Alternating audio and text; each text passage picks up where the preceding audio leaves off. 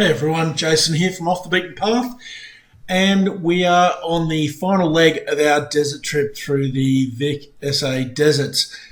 We camped last night up at the northern part of Ngaka National Park, just up in here somewhere, just before the start of the one-way section. So I think it was in at Scorpion Springs, somewhere in here, and the one-way section starts pretty much just here. So we came in, and today's video is basically the one-way section. We go past the Pines Campground, Hensley Trig. You can see those arrows there marking the one-way direction of travel. And contrary to the high country, this track is seasonally closed for summer, because in summer it's too hot and the sand gets too soft. So the one-way section finishes down here, just after the centre track.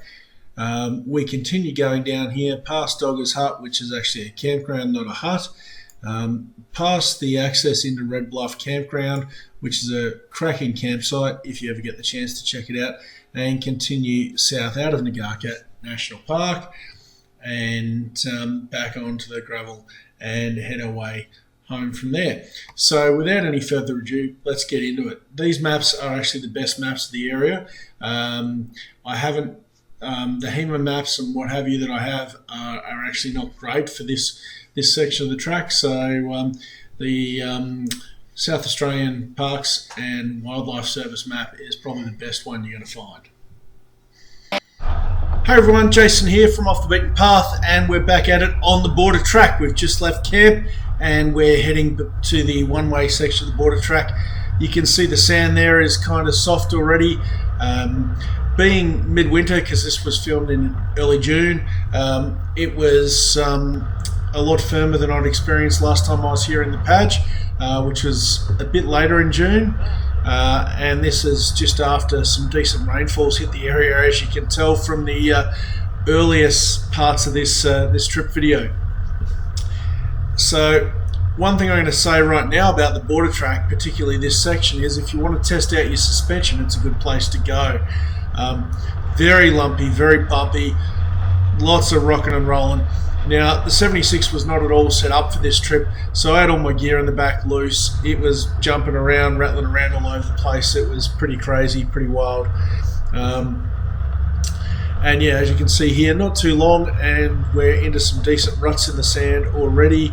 You can see how much the car's moving, bouncing up and down. She's a pretty rough trip. Now I've done this section now a couple of times. It's about 55-60 k's, the one-way section of the border track, and give yourself the best part of a day to do it. Seriously. You know, it probably takes us a bit longer. We are stopping and filming from time to time. But you know, particularly if you're in a group, you're going to need that time. You can see there how bumpy that was, and that just keeps going on and on. Areas like this, they're just waves of sand. The other thing I'll say about the border track is particularly, again, this one-way section, which is what most people refer to as the border track. It's probably the most heavily driven part of the border track. If you've got a larger vehicle like a 200 series or a Y62 Patrol, expect to get some pinstripes. And if that's not something that you want to have happen to your vehicle, probably don't take it here.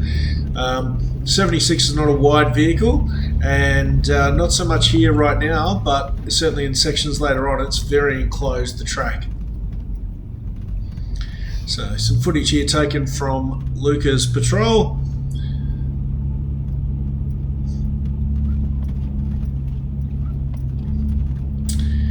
And also I'm still running the road bias all-terrain tyres. They're 32-inch tyres, so only small tyres, and despite that, didn't get hung up on any of these ruts anywhere, which is pretty amazing.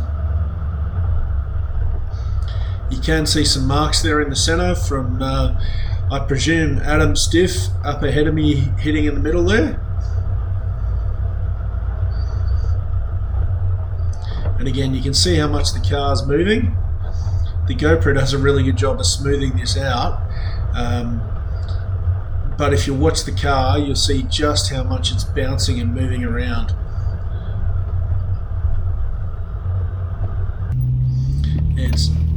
And you know, fortunately I've got this footage here from Lukey. You can see just how much it is actually bouncing around.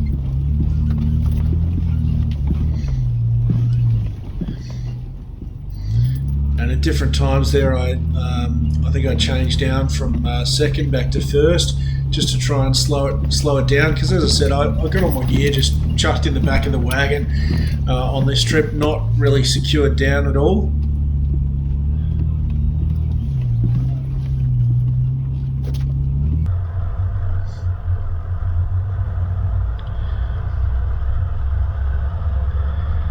And you do get plenty of sections like this where you crest over a dune, and yeah, some big wombat holes here just coming up.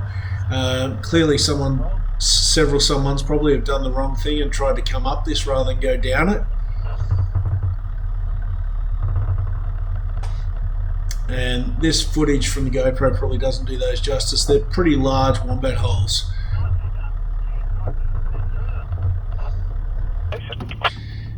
Shot from behind,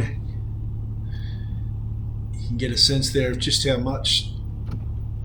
deep they were. Yeah, nicely done. Gee, crikey, there's about 3 of them. Yeah. So something to keep out when you're southbound on this one-way section. When they close it for maintenance over summer, that might be something the rangers look at, but clearly caused by people doing the wrong thing and turning around and trying to drive back up that hill. It's a one-way section. It's one way for a reason. The other thing I should mention is Nagarkat National Park, you do need a vehicle pass. So if you camp in at the campgrounds, there's a fee and you need to book. But even if you're just passing through, you do need to book your date of travel and pay for your vehicle to enter Nagarkat National Park. It's not a per day fee, it's a once off entry fee.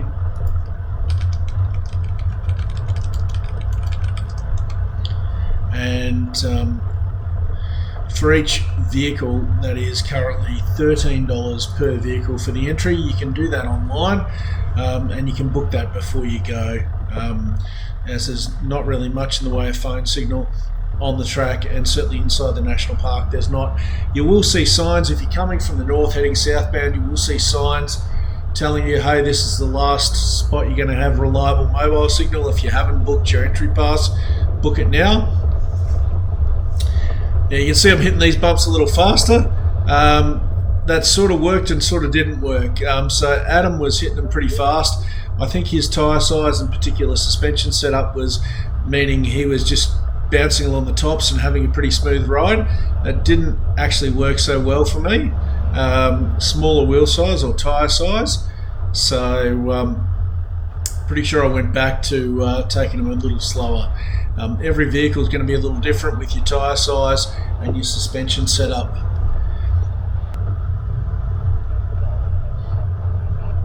And you can see that darker coloured sand. It's got a high moisture content at the moment, so it's pretty hard packed. Very different to what it would be closer to summer.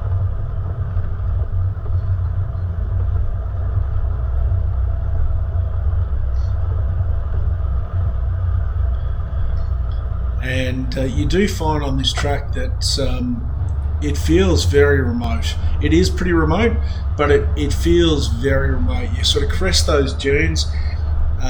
You come out of areas like this where you're very enclosed and you can't see a lot of what's going on. And you crest the dune, you get a look ahead, and you can't see anything except bush and a little sand track interrupting the bush. Having someone in front of me on this was really good, because I could see when Adam needed to slow down there, and I could brake before I hit some of these bumps at a speed that was going to be a little bit too fast. And that's the question, how fast is too fast? Probably that, as you'll see in this footage.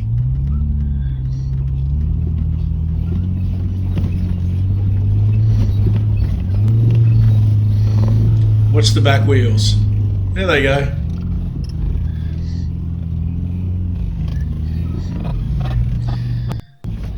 Hopefully, You're like a rabbit. Wow, that was a big one. Hopefully you caught that, but So wheels get off the ground? Bloody all the time. They're off the ground before more so than they're on the ground. that pretty much says it all. So yeah, look, that could be the driver, that could be leaf sprung suspension, it could be a bit of both. I'd be interested to see how the car handles down the track when I get some aftermarket suspension in there. Still driving on the stock Toyota Springs at the moment.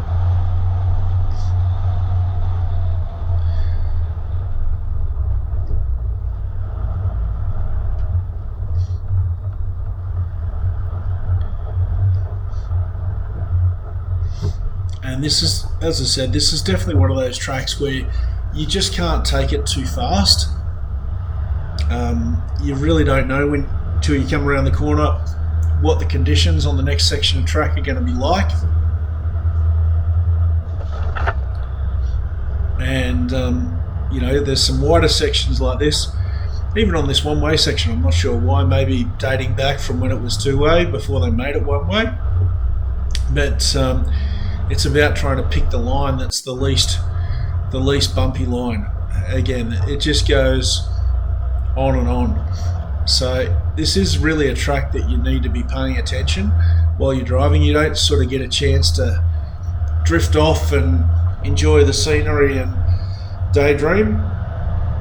You're constantly watching the track for changing conditions, and you can see what I mean there about it being fairly enclosed in sections. There's plenty of those spots where there's trees sort of overhanging the track like that. And as I said, the 76 is not a super wide vehicle, certainly not as wide as a Y62 or a 200 series. So you would definitely get some pinstripes in those vehicles on this track, I think. And yeah, as you can probably tell as well, on the maps, the border track looks like a straight line. When you actually get out there and drive it, it's not that simple. A lot of sections of it are pretty straight, but there's plenty of twists and turns, particularly in and around the dunes, that's for sure.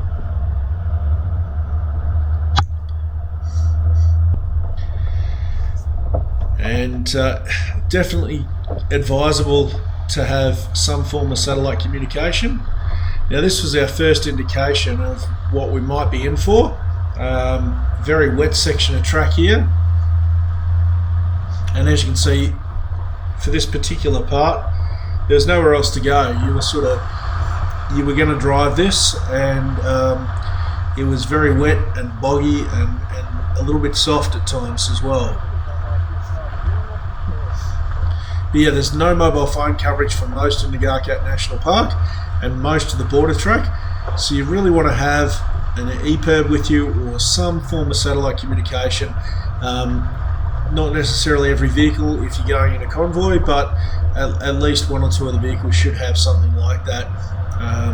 Should you need, for example, like when I was here in the Pajero, to be able to contact people who are not on the track with you. If you're going solo, no question about it, you absolutely need that. Trig point up ahead.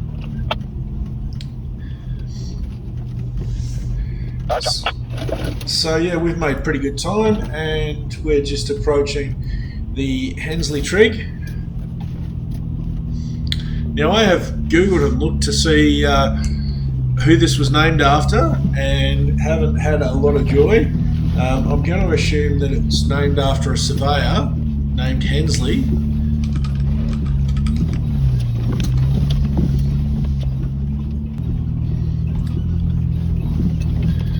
But there's not a lot of information actually available. Have a little break and have a look at the tree, Gator. So you can see there, pretty soft climb. Sounds good. on the track up to the trig point. There's the trig marker on the left hand side, and there is a viewing platform here as well, which is a great spot to get out of your car and climb up and have a good look. Good views north and south. So we've just pulled up on the track. There is a bit of a bypass track, larger parking area to the right hand side there as well. Here we are on the border track again, back at the Hensley's trig. Very different to last year. Earlier in the day, colder weather, sand's very compacted, a lot bumpier.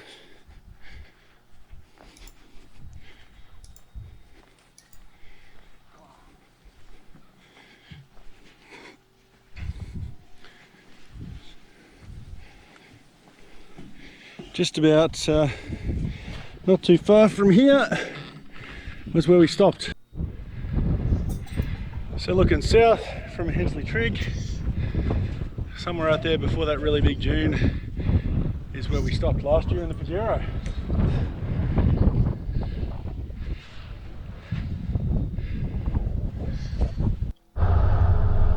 So yeah, well worth the stop there at the Hensley Trig and take it in. Probably should have taken a little more footage there. I'm not sure what I was thinking. Yeah, we're southbound from the trig point, continuing on the one-way section of the border track, and again fairly enclosed with the bush, and starting to come up to the dunes. You can see there's a bit of a bypass track on this one off to the far right there. Some of the dunes do have bypasses.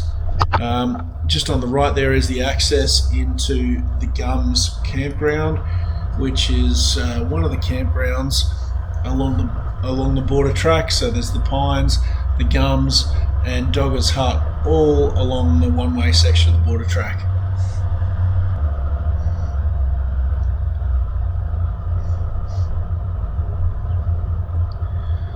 And yeah, just trying to find the path of least resistance there.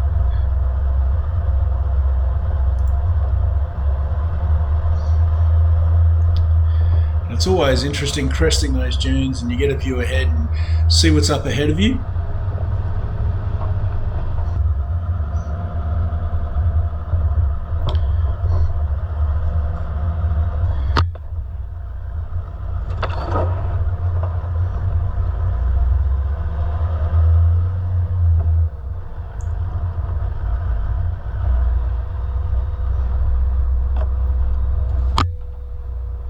And again, Adam's stopped at a bit of an obstacle here.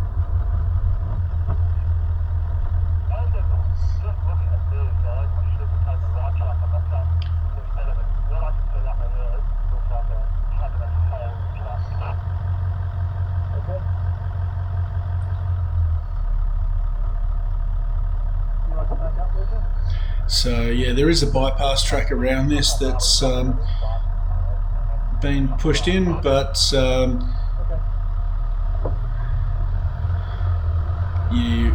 Adam's decided to drive this first part here, so I've decided I'm going to follow him. And you can get a bit of a look down there. There's a big bog hole at the end of that section of the track, so we've decided to follow this path and just hope that doesn't also have a large bog hole at the end of it. You can see it deviates off from the main track through the bush, fairly well worn.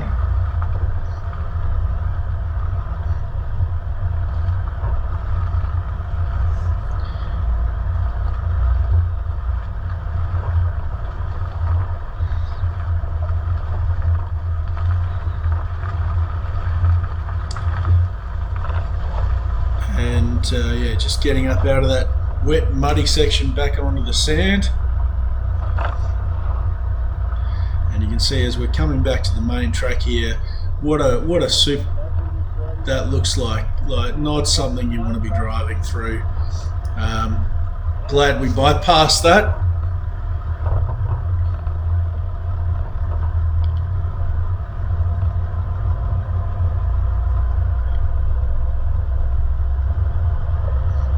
And that's the thing, you just never know what you're going to be in for, and I wouldn't want to rely on some of these little bushes. I mean, there's the odd tree that's a half decent size out here, but There's not much in the way that you'd want to rely on for winching if you had to. So definitely a track that's worth doing with at least 1 or 2 other vehicles if you can. And depending on the time of year, it's going to be a very different experience. And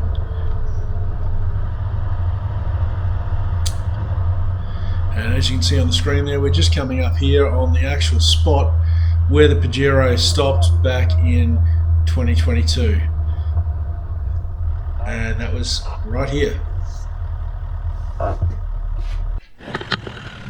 everyone, here we are on the border track again with a 76 this time. This spot to regular viewers should look familiar. This is where the Pajero stopped, this is where the Pajero broke down. This track has been a whole different ball game. Yeah, this is the section of track. Let me just turn this around. So it's a lot muddier, wetter, what have you today, and we've got this section up here to take on. So yeah, the Paj was towed out of here by old mate from Bordertown Towing. Came out in his D22 Navara, and it took 5 hours to get us back to the bitumen, and he broke his steering arm doing it, but he pushed on and got us out of here. So have a look at that video. I've got a little bit of footage of that tow, but looking at this, we couldn't see a lot of this. It was pretty dark most of the time while he was towing us, and there was a whole lot of winching involved in that effort. But looking at this track, you can sort of see just how hard it would be to lug a dead weight, you know, close to 3 tons with no power at all up through this sand and over these dunes. There's no wonder it took as long as it did, but yeah, champion effort.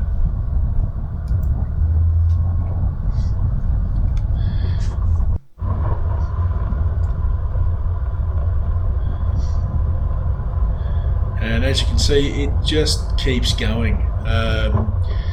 It feels, you know, as I said, it's about, this section of the track is about 55 k's. It feels a lot longer than that when you're driving it, because most of the time you're doing 20 k's an hour or less, and often a lot less.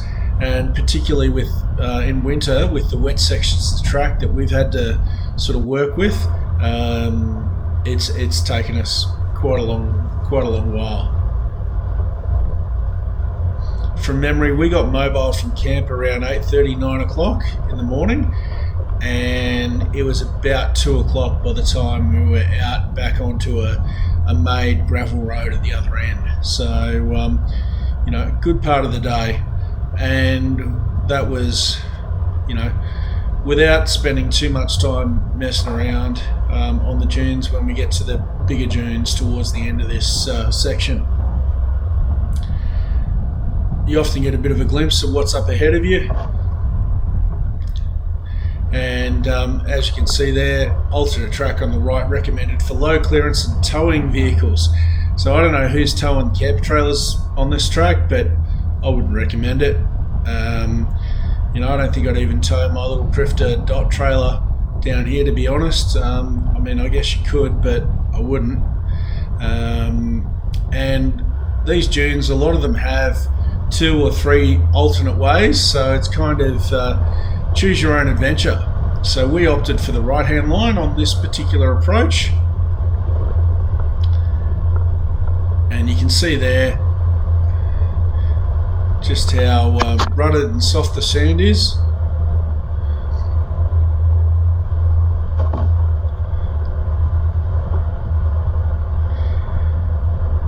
Now, given there'd been some rain, it's more compacted than what you'd see when it's warmer weather. So we were all running sort of around 20 psi. I don't think any of us had gone down much below that, just because it wasn't as soft and fluffy as you would get closer to summer during warmer weather. And yeah, once you finish that dune, you've got another one coming up ahead.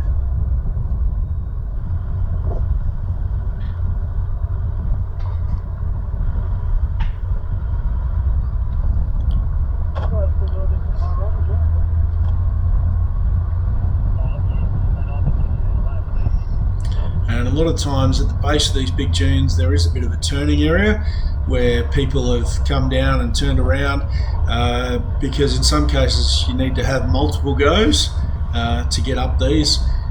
We were pretty lucky today, generally speaking, but certainly not everyone's going to get up first time. It'll depend on the conditions on the day and your particular vehicle.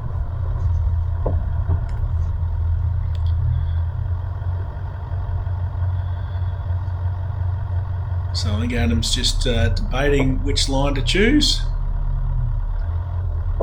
and he's opted for the right hand line, so I'll probably follow him just in case I need to be pulled up. Again, this is all part of the real shakedown trip for the 76, so I still haven't had a lot of time off-road with it. This trip was a really good start, and it was great knowing that I had a vehicle in front and behind, because I didn't have the winch in yet, and I didn't have really any recovery gear with me on this trip. So knowing that I could be recovered forwards or backwards as required if I managed to get myself stuck, which I thought was pretty likely to happen. Already happened once on this trip, as you guys know. And you can see there, throwing a bit of sand up. Definitely a soft climb, but the V8's doing a nice job. Power on tap with that thing, and plenty of torque. You can see here, Luca's just slowed up a bit, and he's thrown a bit of sand up. It is that easy to get into a spot of bother on this stuff, it really is. So before he's dug himself too much in the way of holes, he's just rolled back a little bit, and then just come forward. But if your throttle control isn't spot on and your momentum isn't kept up, very, very easy. So we have now reached the end of the one-way section of the border track, which is actually before you get to the Bluff campground, and it's just where the centre track meets in with this main track. So from here on, where we've got the dunes to cross, you can see there's two tracks and there's a keep left sign. So northbound traffic obviously should be on the right hand side, and southbound traffic on the left hand side to avoid issues crossing these dunes. Doesn't make these tracks any less bumpy.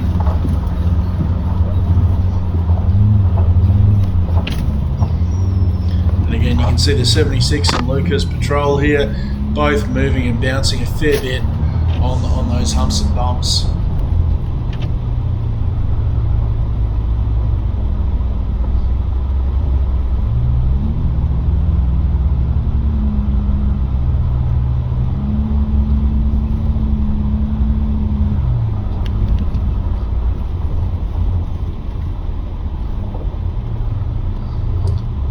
Just slowed down there to try and ease my way over these bumps, because and again, wheelbase is a factor on how you experience these. I think the Patrols in my 76 have probably got a slightly different wheelbase as well. And as you can see, you crest those hills, you get a bit of a look across the top of the bush, and all you can see, as far as the eye can see, is just bush.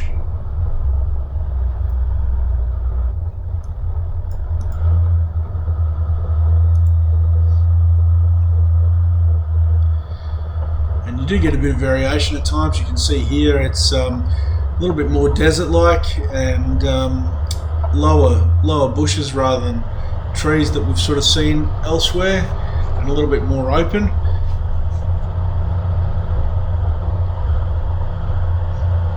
Gives you an opportunity to maybe see a little bit more of the track.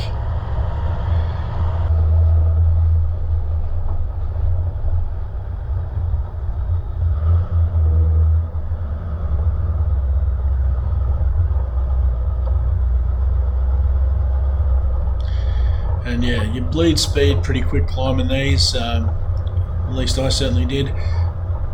Just trying to make the ride a little bit more palatable over those bumps.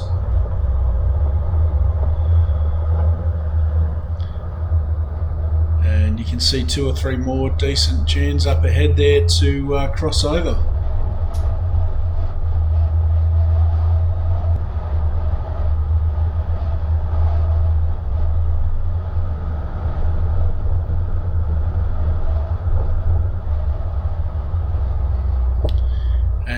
just passed the sign there that points to Dogger's Hut.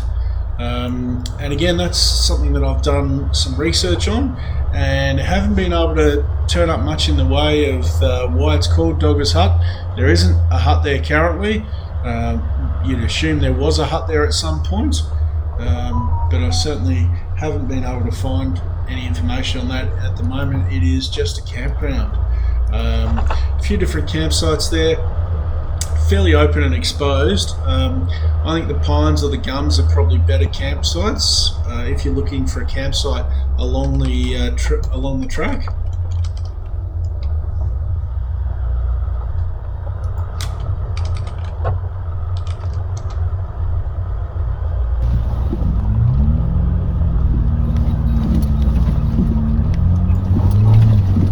And again, not too long, and the track's sort of closed in again, and we're working our way up.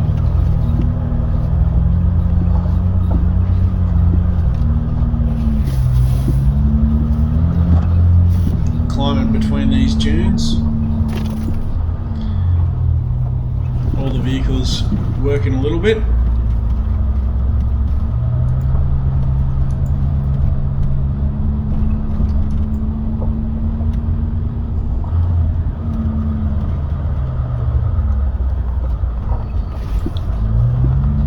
And you can see some evidence too on different sections like here where the alignment of the track over the years has changed, and they've fenced off areas for revegetation and moved the track alignment ever so slightly left and right.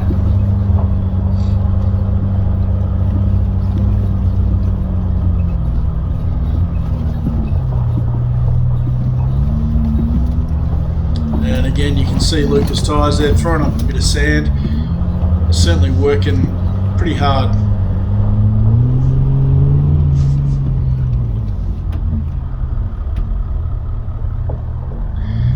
Nice view from the top of this dune, and yeah, pretty quick run down the back side, that's for sure. Nice and smooth as compared to the front side where you're climbing.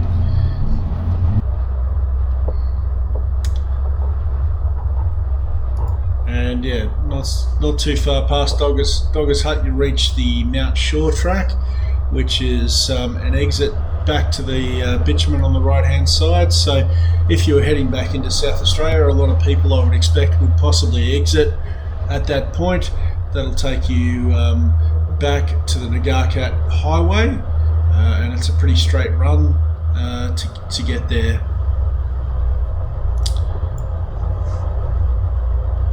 There's more of the border track to go though, so we're certainly sticking with it and continuing south.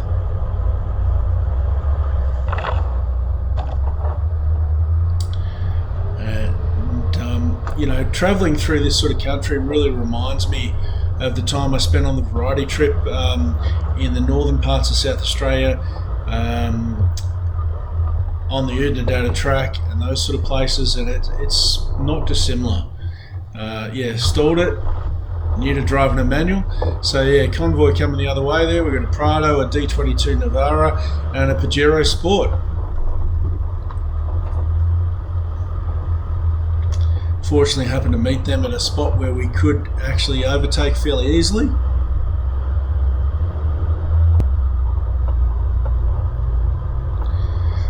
But yeah, it reminded me a lot of the country sort of from Cameron Corner through to Inaminka.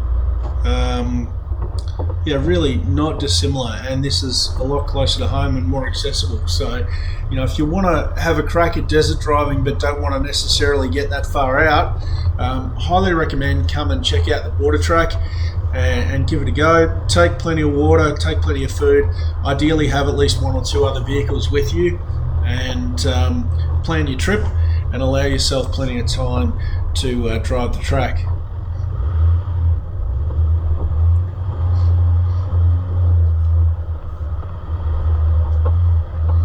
Every one of these dunes is just slightly different. A little bit, they're all lumpy, all bumpy, but slightly different.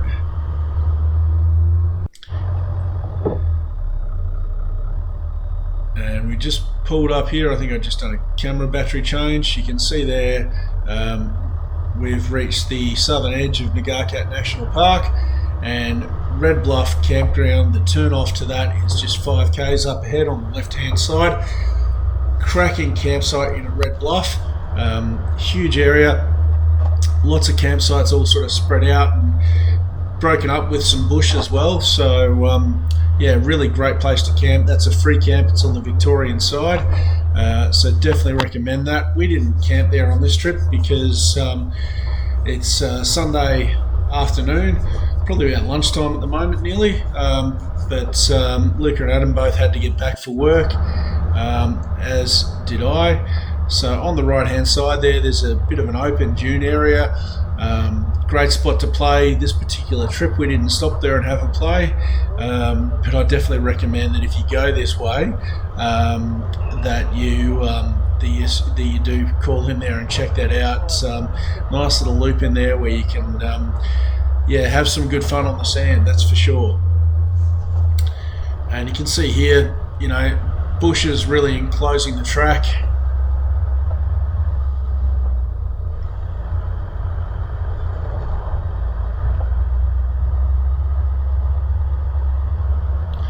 And that's the turn off just there on the left. So just about 4 or 5 k's down there, that takes you to the Red Bluff campground. Yeah, be a great place to stop. And in fact, we've recently done the VIC SA border trip, and we did camp in there, so you get to see that then when I get around to editing those videos for that trip. Dan from Out There with Dan was on that trip, so you probably see the video of that campsite on his channel before you do on mine, so keep an eye out for that on Dan's channel.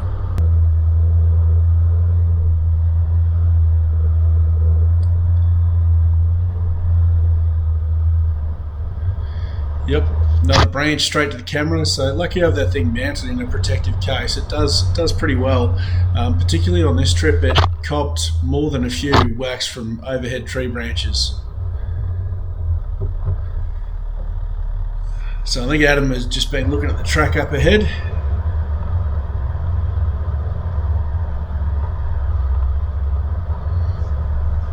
And again, you can see Luca's GU there moving, and the 76 rocking and rolling. I tell you what, it feels like you're in a sardine tin just getting shaken around, and I'm trying to get up on top of it there and span the ruts and have a smoother ride. We've taken the left hand line on this particular dune crossing, and yeah, the sand's a bit softer here.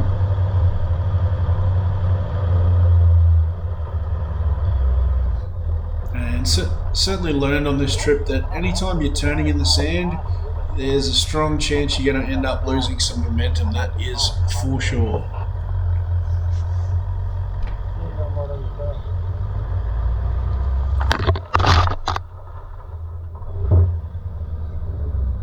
So this dune that we've just crossed, we've just done the far left hand track. This is pretty much the last of the big dunes. And so we just decided to come down here. There's a turning area, and spin it around and come back and have another go or two at this one.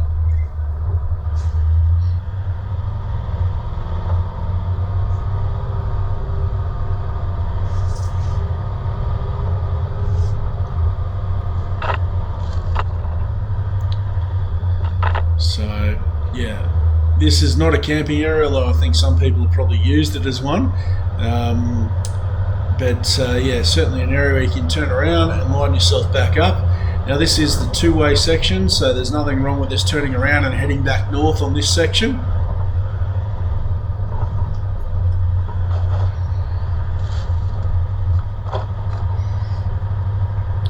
And tackle this one from this side, maybe one of the other lines. So Adam's gone up first in his GU, and I've decided to follow him. Now, we've had no trouble with the dunes all day, so I thought nothing of following him up. Bit of black smoke there from the 70, and Adam's got stuck right at the top, so I've had to pull up. Lucas very quickly changed lines and decided to have a crack at this other line here, and he hasn't made it to the top either. So we all had to sort of reverse back down, And Adam's getting himself lined up for another go.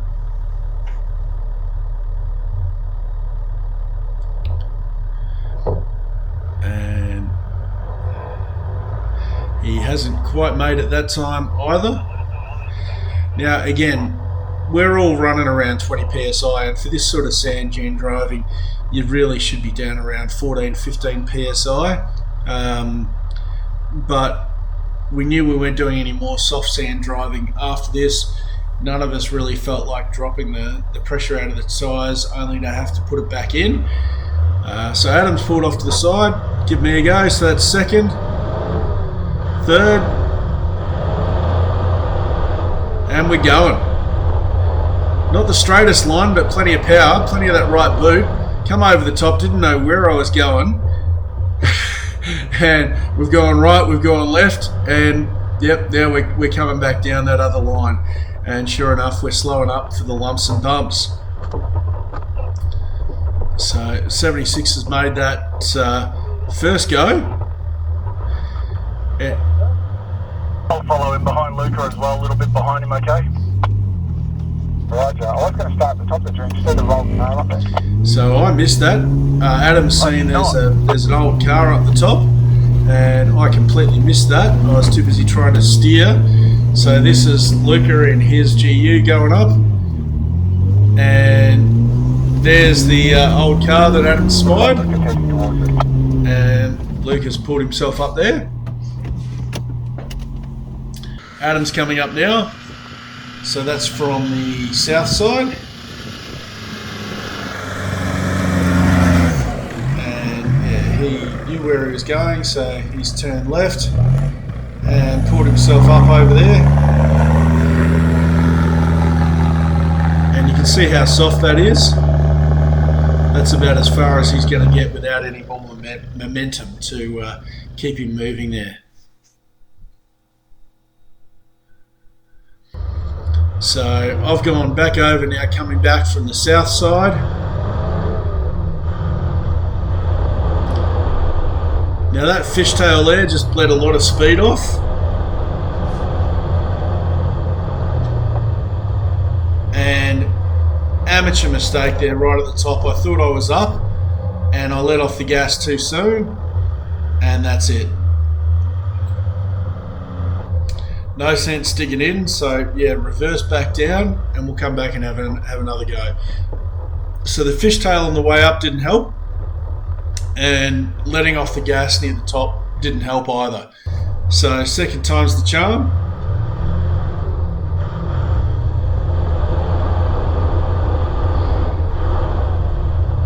A little bit better approach perhaps this time.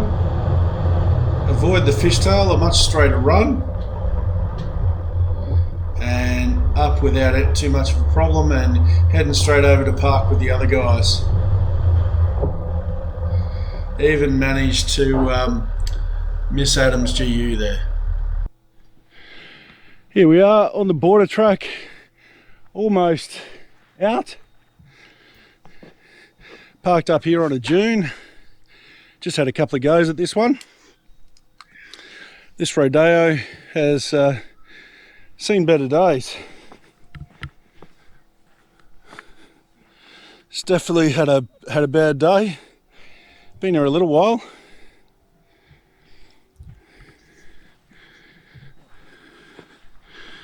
Pretty soft sand. This is probably the softest sand that we've encountered so far.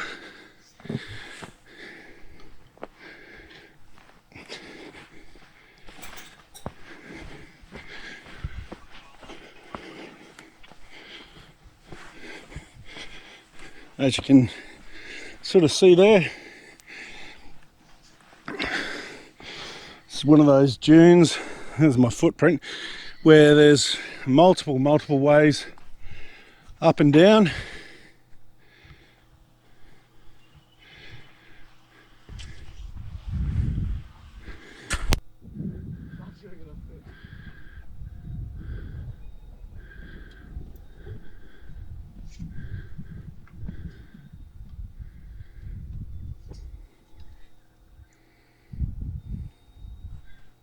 Big kids having some fun there. So here comes Luca in the TB48 Petrol Patrol.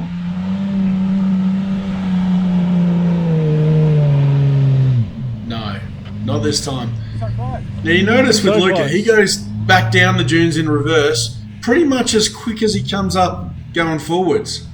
My gearing in the 76, I don't think would permit that. But he's coming again, giving it all the berries. And so close. Right on the crest. And it's just not going to happen.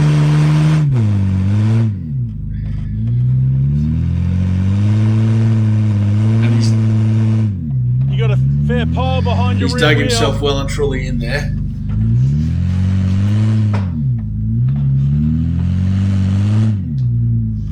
Shovel time. Oh, bugger! Whoa! That's soft. I reckon I lost my phone off the track. Must have flew out the window. How? Jeez, I fucking need that. Kind of do. I'll do that, yeah. I don't mind. I got myself into trouble. Should have stopped bloody digging. Yeah, you were initially making progress.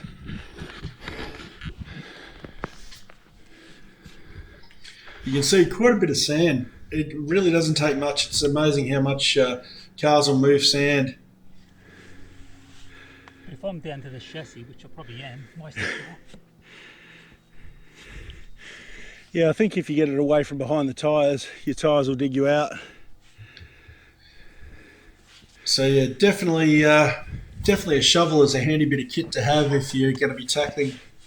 It's just, yeah, by the time you dropped in reverse, you had this big hill behind your tyres to climb over. Well, it's fun. It is. That's what we say. Never stop learning. But you know what? I know not to dig up bloody holes in sand. But get a little excited. That's it.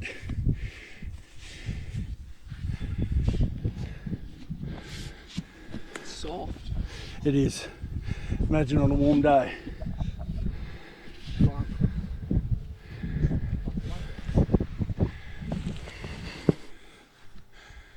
You were so close too. Yes. But no cigar. That's it. So your side steps are pretty well buried there. Almost got a impromptu Max Trucks there behind you. Yeah. See how that goes. I reckon you'll be good. I think I'm bellied out though. I'm bellied out. I'm calling your phone. Your phone. So you may not have caught that, but Luca's phone was on his mount on his windscreen, and on that run coming up the dune, it went flying and he lost it. He thought maybe it had gone out of the car and into the sand somewhere. You good? There we are. The missing phone is found. Still recording. Still recording. In the vehicle, not buried 3 feet under sand, fortunately. There it is, Luke. It's right here. You guys. You just walked down that sand dune and back up for no reason. So that's why he stopped there. He wanted to find his phone. So Adam's coming up now, taking that same line that Luca just had a crack at, but not enough momentum. The other thing is too, the more goes you have at these approaches on the dunes, the more you churn the sand up, the softer it gets, the harder it gets to actually make any progress. So Adam's coming again, more speed.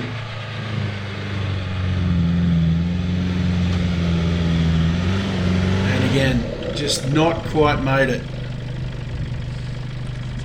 Close.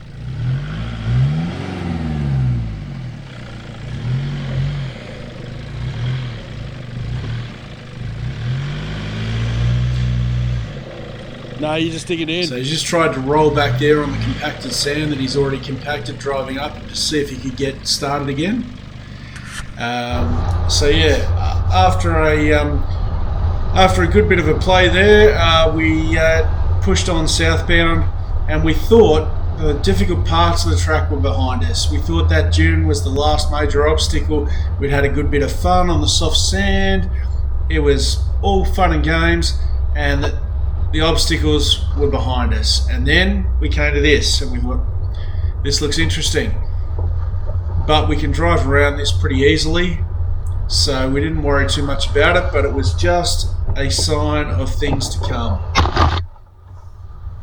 This track was not done with us, not by a long shot. Now, if I'd done a bit of research on the border track, you know, I probably would have realised that, you know, there's a big section of bog holes at the end, but and I think at some level I was aware of that, but we certainly got more than we bargained for. That is for sure. So you can see here, we've got to cut through this rutted bog hole, and we're just trying to choose the path of least resistance here. Luca and Adam are looking to get back to Melbourne this afternoon or tonight. They've got work tomorrow. Yeah, we're just looking for the path of least resistance. And getting stuck in a bog hole was not something any of us really wanted to do.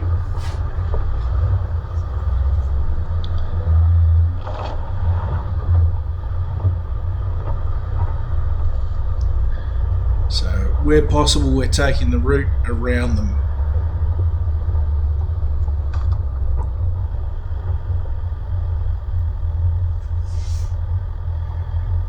Just pulling up here because Adam's got another obstacle in front of him.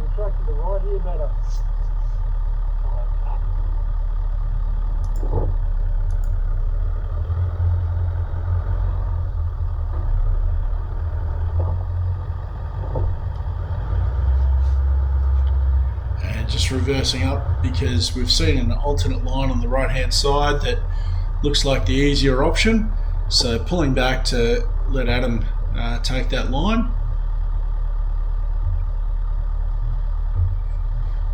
And it was rapidly becoming a little bit of a choose your own adventure to find our way out here. There was no sort of clear, oh, this is the easiest path or the best way. It was a bit hard to tell. The main track obviously is a bit better worn, but yeah, there's some other side tracks here.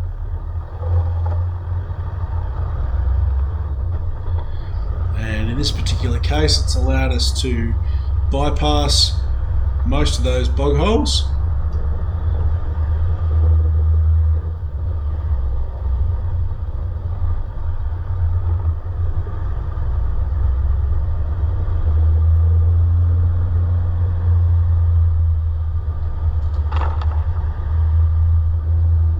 And you can see here another section, 2 or 3 big, long, deep bog holes. Fortunately, there's this track that's in decent condition.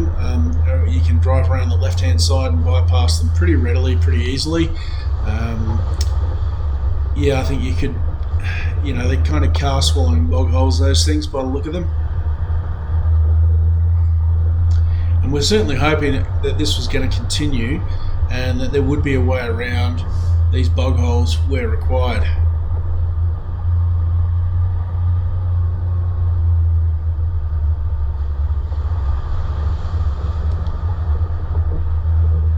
This section looked like a relatively new section of track. That section on the right hand side is just bog hole after bog hole.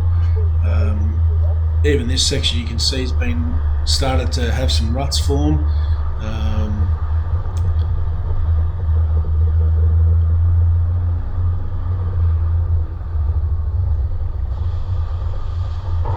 But at least there's a decent exit and way through that minefield of ruts and bog holes.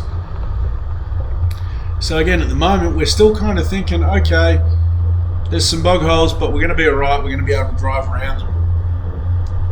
And every time you get to the next section you think you're done with it, and then it lets you know that no, you're not done with it, not by a long shot.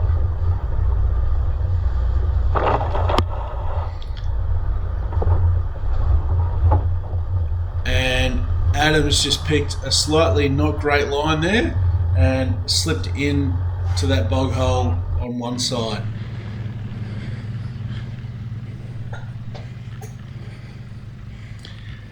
And he's on a pretty solid lean there, that's for sure. That was, as he slipped in, with the momentum of sliding in, obviously he's a bit worried that whole thing was just going to tip over. That's it. And his driver's side window was going to end up in that bog hole. As it settled back pretty well. And we've got the winch set, at least there's a couple of trees here.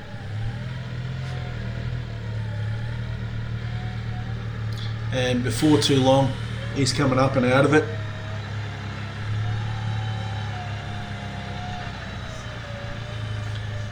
Back end's just slipped in. And the whole time this is happening, I'm thinking, well, I'm on road bias tyres, he was on mud terrains, and he's got a winch and I don't. How would they go snatching me out of that? Or is Adam going to have to turn around and maybe winch me? I don't honestly believe you're going to be able to cross this over on that side. You're going to get a wheel here, and then you fucked up there. So yeah, just some discussion about what the line choice is from that point to get out. So we decided to follow Adam's vehicle all the way through, try and get him out the other side. This wheel's in the air. And I'm not sure, but I think Adam doesn't have lockers.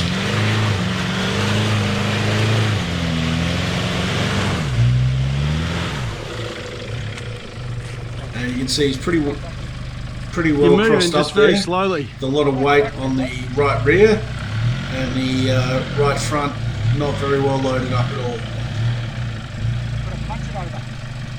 Okay.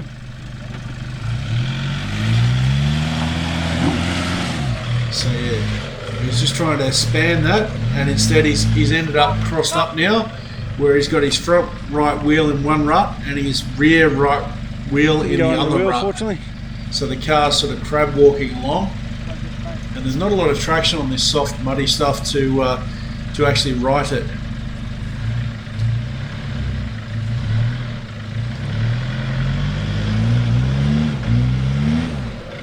Crossed up, eh?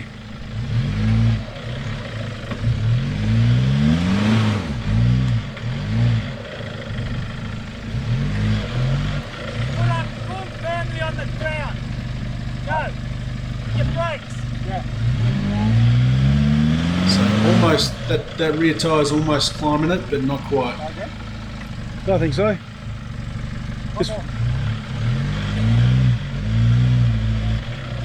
You're getting closer each time.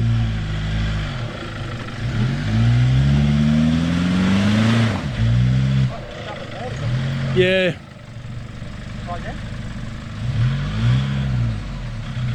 Yeah, I think you need more momentum to pop the fronts up. So you can see how he's crab walking down there, and now he's got the front up. Give it a good bounce from there. Whoa. And that's sort of what he needed. And he's managed to straighten up before he's ended up in another bog hole. And he's on his way out. You way to do it. So my turn. Yeah, so I'm about to drive this, get as far as I can. We were not expecting this. We knew there was bog holes at the end of the border track, but we expected there was still a way around, but today there's not. So lucky I'm with guys that have got recovery gear and everything, because I've got nothing in this vehicle at the moment. So anyway, we're about to give it a shot. So yeah, hooked up the recovery strap, fully expecting to need it because I got no lockers, I got road bias all terrains. So my goal here was just to get as far as I could. There's no really appealing lines. And decided to take this line rather than one Adam went after he sort of slid into that bog hole. I didn't want to be doing that, so thought I'll try and drive this and just stay in the ruts. Put that V8 to some work.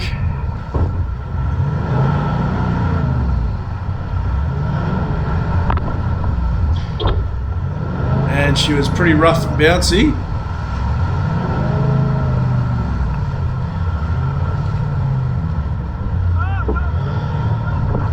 but we've got there.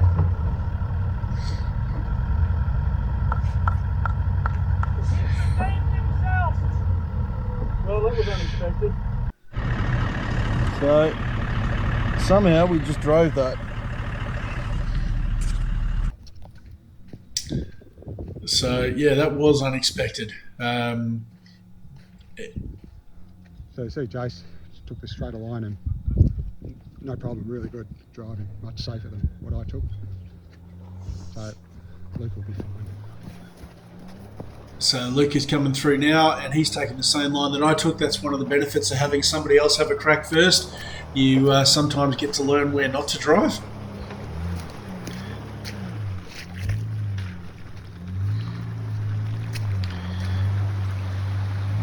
And with his mud terrains, he's just crawling along through there.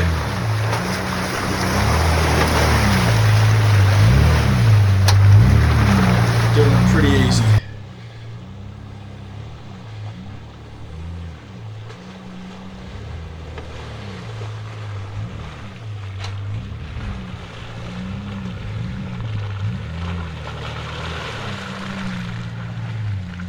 So yeah, nice controlled drive there from Luca at the end. And after that, we were hoping that was it, that we were out, that we were done. And for a while, it seemed that way. You know, we're back on this nice looking track. There's a bit of sand, a bit of grass. All looks good. Definitely much more open country. And then very quickly, here we are. Round 2.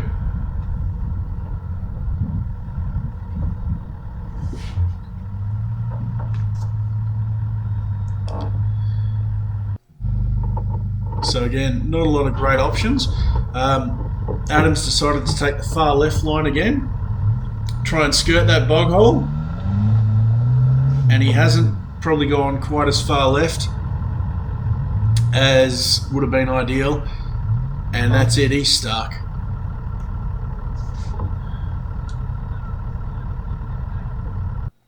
Not on as big an angle as the first time, but well and truly stuck in that bog hole.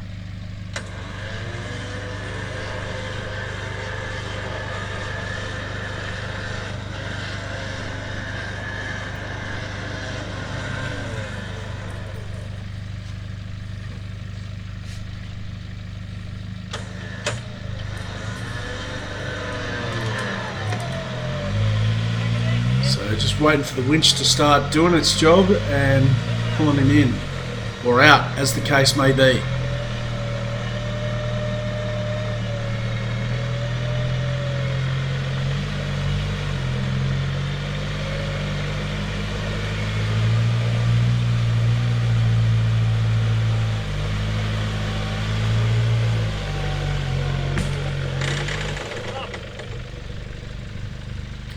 Luke is just checking the spool there as the rope's spooling onto the winch drum, making sure it's not bunching up at one end, because it is pulling on a little bit of an angle there, and you don't want it all bunching up one end of the drum. That can jam your winch up and cause all kinds of grief.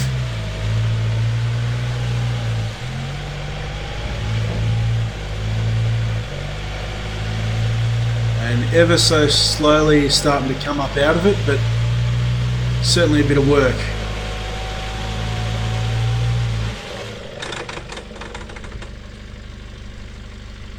Again, just checking that winch. Some odd sounds Sounded coming like from the winch there, but it seems okay. And he really is nearly out.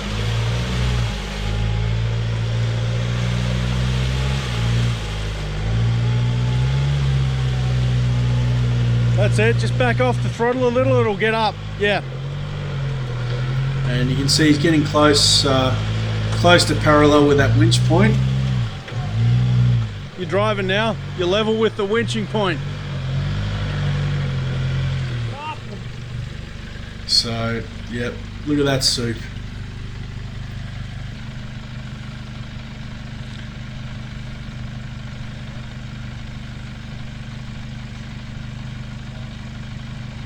I like your confidence that we won't need that for me. Here's hoping.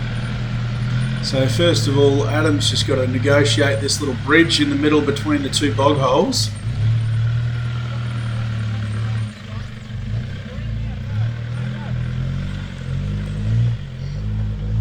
And Nicely done. that's where I was aiming to end up as well, but I wasn't sure about the traction with my tyres. So first up, I'm keeping as far left as I can, or right viewed from here. And plenty of berries. Did not want to end up stuck in that bog hole.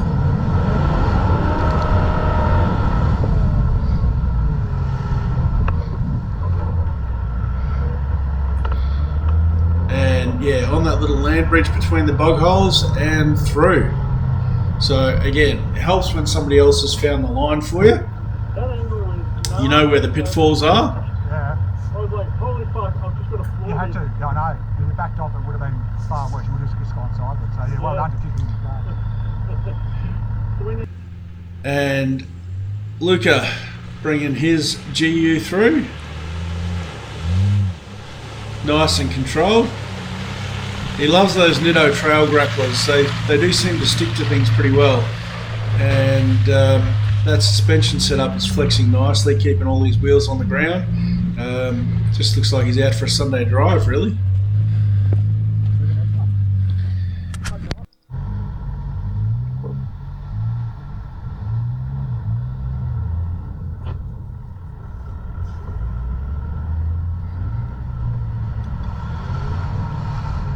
So, past that second large bog hole section, we were wondering whether the track was done with us or not, and fortunately there wasn't any more sections quite as bad as that, but it certainly wasn't done with us. There's certainly a few more challenges to come before we can get ourselves out onto a gravel road and start making some tracks. We had thought we were done, but it just wasn't quite to be just yet. So a couple of bog holes there on the right. We've got this nice bypass around.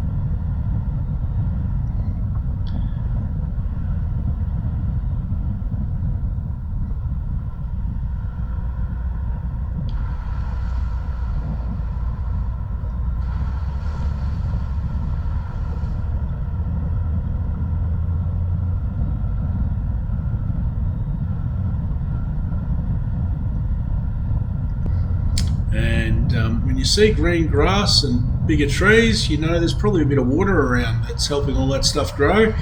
And sure enough, that's exactly what we found in this section.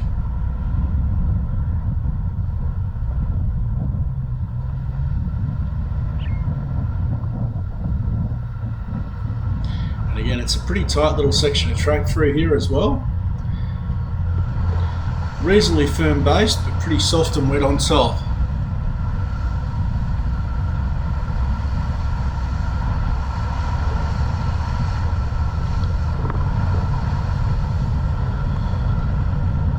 You know, over time that could definitely turn into something else, that's for sure.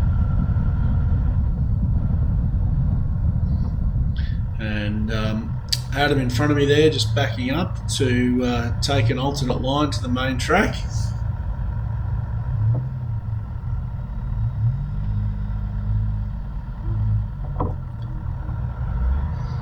And looking ahead, I can see why that is. We're certainly not the first to take that line, so given it was getting late in the day, none of us wanted to spend more time here on the track than we needed to. I followed Adam on the bush bypass.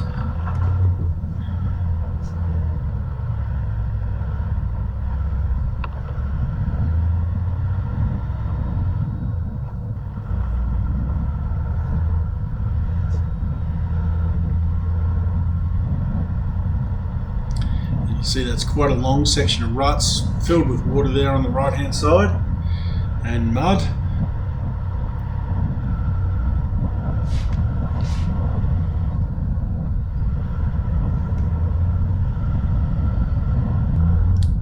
But wait, there's more.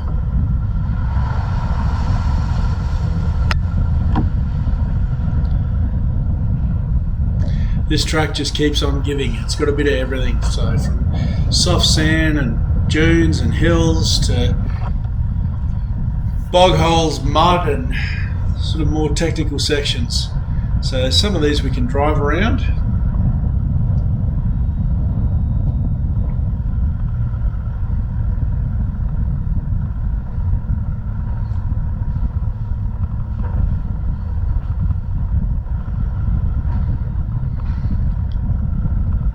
You can see how churned up this is.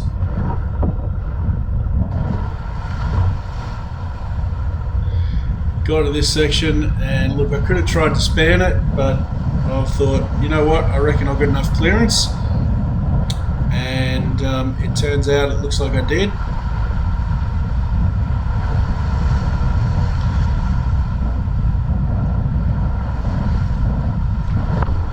So I just followed these ruts all the way through. You can see how long this section is.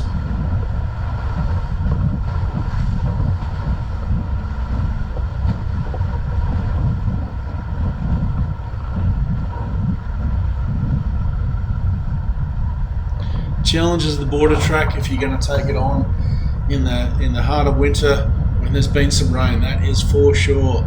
And this sign and gate here pretty much mark the end of this part of the border track, and just around the corner here we're back onto some gravel made roads, and that's this part of the border track for us done. So look guys, as always, thanks for watching, especially if you watched this far. It's ended up a pretty long video, this one, and I hope you've enjoyed it. Okay, here we are, just about to hit the bitumen, airing back up. There's a little Milwaukee doing its thing.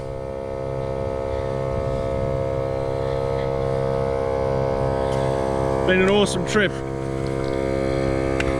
So yeah, thanks for watching guys. Like this video if you liked it, leave some comments down below, and if you want to support the channel, jump onto our buymeacoffee.com/OTBP page and buy me a coffee. See you in the next video. So this is shot on the way home. Thanks guys.